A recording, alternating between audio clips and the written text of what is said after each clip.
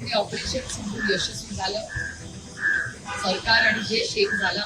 पण एका गोष्टीची जाणीव आपण ठेवली पाहिजे की आज आपण इथे साजरं करतोय कारण का आर्मी, नेव्ही आणि एअरफोर्स जे आपले युवक आणि हे सगळी जी भारतीय आहेत ते तिथे असतात म्हणून आपण असतात, ते त्याग करतात म्हणून आपण सुखी आहोत.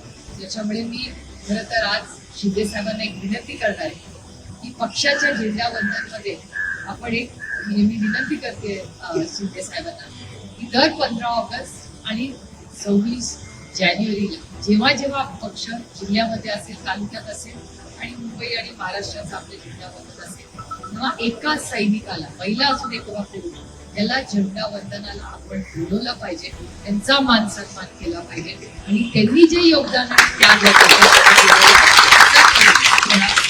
पाहिजे.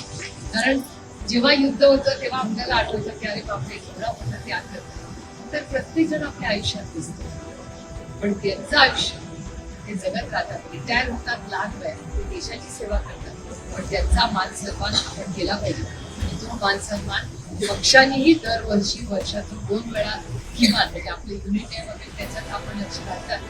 पेन्शनर्ससाठी आपण काम करतो त्यांच्या, त्याचबरोबर एक वेगळं काहीतरी त्यांच्यासाठी पक्षाने करावं अशी मी शिंदे साहेबांना विनंती करते.